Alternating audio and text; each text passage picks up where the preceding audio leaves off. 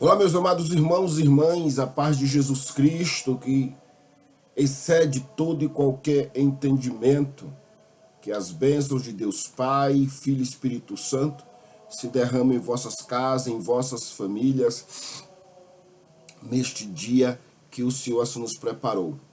Hoje, dia 17 de julho, se celebra o dia de alguns santos pela Igreja Católica e Apostólica, como Santo Aleixo de Roma, São Leão IV, Santa Marcelina e a Beata Teresa de Santo Agostinho. Esses são alguns santos que até então são celebrados neste dia, 17 de julho.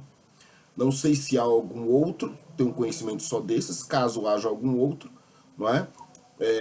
Que Deus em tudo seja louvado pela vida desses homens e mulheres que não só passaram pela história, mas também fizeram história. Haja vista que vamos falar deles hoje, como santos da igreja, reconhecidos pela igreja, ou beatos, no caso da beata, não é? E que eles sejam, como outros santos, exemplos para as nossas vidas, que possamos tê-los como exemplos, assim como eles procuraram ter Cristo como exemplo, e todo cristão deve ter Cristo como exemplo. Temos esses homens também, essas mulheres, como exemplos, como discípulos de Jesus, e que sejamos discípulos deles como eles foram de Jesus, e logo que todos sejamos discípulos de Jesus Cristo. E toda a honra e toda a glória seja dada a Deus. Então, mais uma vez aqui no canal Terço Filho de São José, eu, seu irmão José Claudevan, vamos aqui falar um pouco sobre esses santos. Santo Aleixo de Roma, ele viveu ali entre os séculos IV e V, nasceu em uma família rica, uma família nobre, né, de Roma. Seus pais se chamavam Eufeminiano e Aglei, acredito que seja isso que se pronuncia o nome dela, se não for, perdoe-me. Eles eram cristãos, já piedosos, né, e educou seus filhos na fé. São Aleixo, por sinal, o Santo Aleixo, ele chegou até mesmo a se casar.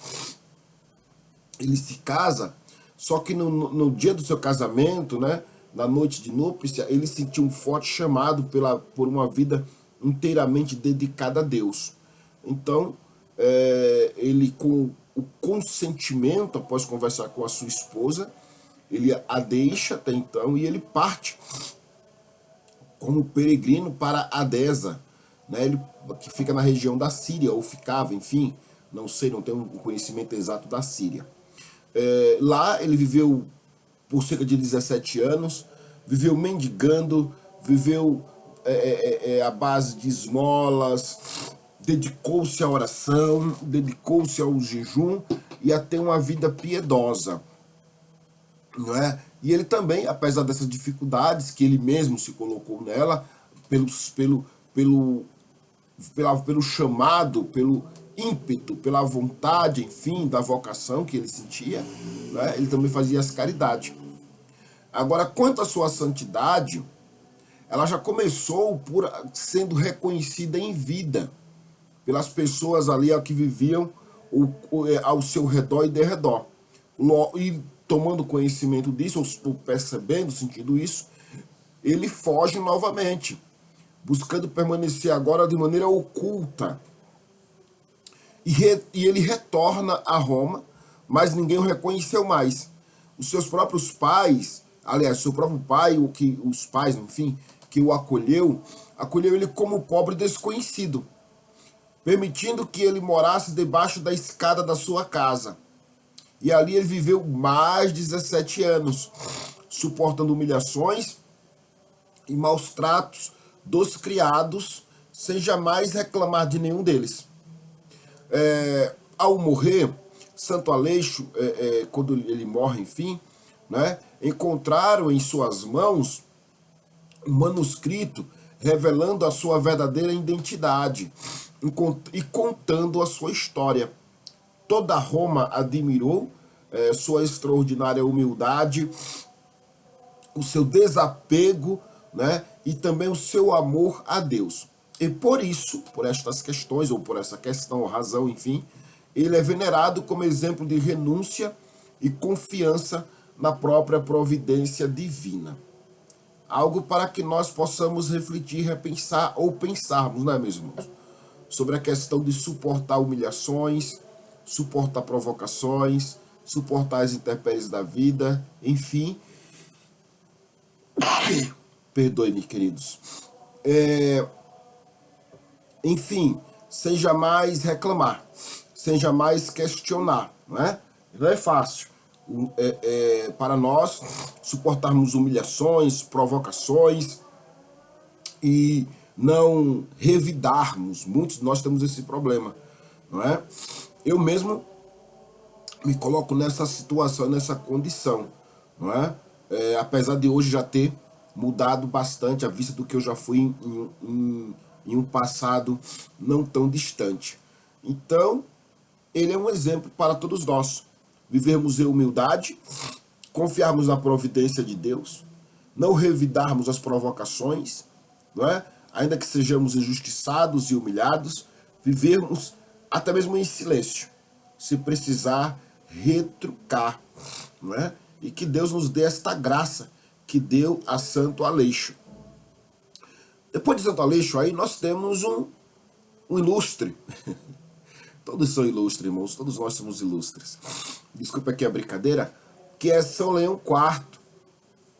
São Leão IV, ele nasce em Roma e foi eleito Papa, por isso que eu falei ilustre, tá? Foi eleito Papa no ano de 1847. Ele sucedeu São Sérgio II. O seu pontificado ele ocorreu em um período muito difícil, né? Naquele momento, marcando-se ou marcados pelas invasões dos sarracenos, que ameaçavam constantemente a cidade de Roma. Depois que a Basílica de São Pedro ela foi saqueada, Leão IV organizou a reconstrução dos danos, né, que até então foram deixados lá, e ele mandou erguer uma poderosa muralha ao redor do Vaticano, conhecida até hoje como a Muralha Leonina, protegendo, né, os peregrinos e os principais templos da cristandade que até então já existiu na época. E além da sua atuação como defensor da cidade de Roma, São Leão IV ele se dedicou a reformar ou à reforma das disciplinas eclesiásticas da igreja. Promoveu sínodos, combateu abusos e incentivou a vida litúrgica e missionária da igreja. Ele morre no ano de 1855, foi sepultado na Basílica de São Pedro, né? E é lembrado até os dias de hoje como um pastor prudente, corajoso e zeloso pela unidade da igreja. E assim como São Leão IV, irmãos, todos nós devemos, independentemente da nomenclatura que viemos receber ou da posição que viemos estar, precisamos de fato de sermos prudentes em nosso dia a dia, no nosso convívio social. Precisamos também sermos corajosos para enfrentarmos as intempéries da vida, que assim exige de nós coragem, ousadia, determinação e zelo. Precisamos ter zelo, zelo pela unidade. Pensando em nós cristãos, zelo pela unidade da cristandade, zelo pela unidade dos cristãos, zelo pela unidade da igreja. Precisamos sermos zelosos, promovedores, proclamadores do evangelho da paz entre os irmãos, da comunhão entre os irmãos. Então, para mim, São Leão IV, louvado seja Deus pela vida dele, nos deixa esse exemplo como homem santo, e que cada um de nós venhamos ser santos com esta mesma, vamos dizer assim, né? Com esses mesmos predicados que teve em vida São Leão IV. E agora nós vamos falar sobre Santa Marcelina. Isso aí. Tem até hospitais, não é? UBS, enfim, unidades de saúde com o nome de Santa Marcelina. Só me dê um licença um pouquinho. Aqui tá frio, meus irmãos, estou tomando um cafezinho quente. Então vamos lá. Santa Marcelina, ela viveu no século IV também. E em uma família profundamente cristã. Ela era irmã de Santo Ambrósio, né? Que foi bispo de Milão, e de São Sátiro. Desde jovem, Santa Marcelina decidiu consagrar sua virgindade a Cristo. Ela recebeu o véu das virgens, consagrada das mãos do Papa São Libério, em Roma, e durante a celebração do Natal. Ela levou uma vida de oração, jejum, simplicidade e caridade. Ela viveu discretamente, mas exerceu enorme influência sobre Santo Ambrósio, incentivando na vida espiritual e apoiando seu ministério episcopal. Ela é venerada como modelo de pureza, humildade e fidelidade ao chamado de Deus. Que coisa linda, não é? Para as mulheres, isso aqui é uma mulher empoderada. Isso aqui é uma verdadeira mulher, não é? Então, que as mulheres tenham Santa Marcelina como exemplo de fé. Não é? Às vezes a gente damos honras a tantas pessoas que levam uma vida tão desregrada. Esquecemos de mulheres, né, como Santa Marcelina, que viveu uma vida de pureza, humildade e fidelidade ao chamado de Deus. Que sejamos, a começar por mim que estou gravando esse vídeo, e espero que você que irá assistir, que possamos também procurar termos uma vida pura, humilde e de fidelidade ao chamado de Deus. E não é fácil sermos puros neste mundo. O mundo sempre foi confuso, mas agora está pior, turbulento, humildes, e as pessoas confundem humildade muitas das vezes, né, pela moda de se vestir ou de andar. Não, humildade é muito mais profundo que isso. E fidelidade. E ser fiel a Deus é renegar nós mesmos. E renegar nós mesmos não é algo simples, é algo que exige penitência, é algo que exige, né, profunda convicção daquilo pelo qual foi chamado, daquilo pelo qual foi vocacionado. Por fim, vamos falar da Beata Teresa de Santo Agostinho. A Beata Teresa de Santo Agostinho, nascida, né, o nome de seu nascimento, Maria Madalena Cláudia Lidoine. Ela nasceu em 1752, entrou para o Carmelo de Copenhague, na França, onde se tornou o superior da comunidade. Durante a Revolução Francesa, o governo proibiu a vida religiosa e fechou os mosteiros. Teresa e suas irmãs recusaram-se a abandonar sua consagração a Deus e permaneceram fiéis aos seus votos. Em 1794, foram presas sob acusação de fanatismo religioso e condenadas à guilhotina. No caminho para a execução, elas cantaram o salmo, né? O Veni Creator Spiritus, né? E renovaram seus votos religiosos. Uma a uma, subiram a cadafalso com serenidade e confiança em Deus. E a Beata Teresa foi a última a morrer, depois de encorajar todas suas irmãs. Poucos dias após seu martírio, terminou o chamado período do terror da Revolução Francesa, fato que muitos interpretaram como sinal do valor do seu sacrifício. E em 1906, o Papa São Pio X beatificou Teresa de Santo Agostinho e suas 15 companheiras carmelitas, reconhecendo seu heróico testemunho de fé. Algo profundo, né?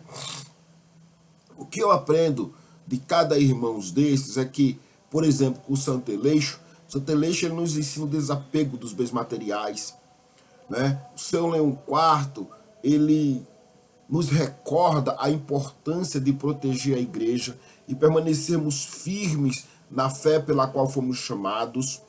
Santa Marcelina nos inspira, né, e nos mostra o valor da oração, da pureza e da vida consagrada. E por fim, a Santa Beata Teresa de Santo Agostinho, ela nos dá os testemunhos de que vale a pena permanecer fiel a Cristo, mesmo diante da perseguição e da própria morte.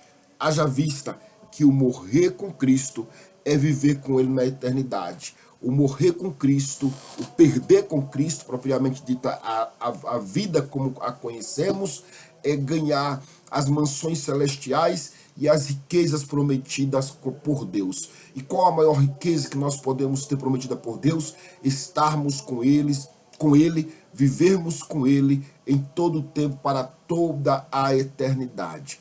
Então, pensemos nisso, façamos uma profunda reflexão e que o Espírito Santo nos ilumine e nos guie para sermos como foram esses homens e mulheres santos de Deus, que vivamos uma vida em humildade, uma vida de caridade, uma vida de piedade, uma vida de fidelidade, uma vida de pureza, uma vida de retidão, uma vida de renúncia, uma vida de entrega total ao chamado pelo qual Deus chama cada um de nós, mesmo que isso nos leve a momentos de dor ou até mesmo a própria morte. Pois eu já disse e repito, morrer com Cristo é viver com Ele para toda a eternidade. Perder a nossa vida com Cristo é ganhar a nossa vida para toda a eternidade. E que Deus nos louve, aliás, e que Deus seja louvado e que Deus possa nos conceder, não é, esses louros, não é, que esses homens e mulheres de Deus receberam da sua parte dele. E que seja o Senhor louvado, não é, por toda a eternidade. Então toda a honra e toda a glória seja dada a Deus. Louvores e honras àquele que é Senhor dos vivos e dos mortos. E que possamos caminharmos juntos como igreja, como cristãos, fazendo e sendo a diferença enquanto existimos nesta terra. Sejamos, como eu já disse em outra oportunidade, a igreja que o mundo não vai, a Bíblia que o mundo não lê e o Cristo que o mundo anseia de maneira profunda, ainda que eles não compreendam muito bem. Tá certo? Deus os abençoe. Sejam todos e fiquem todos na paz de Jesus, no amor de Maria e na proteção de São José.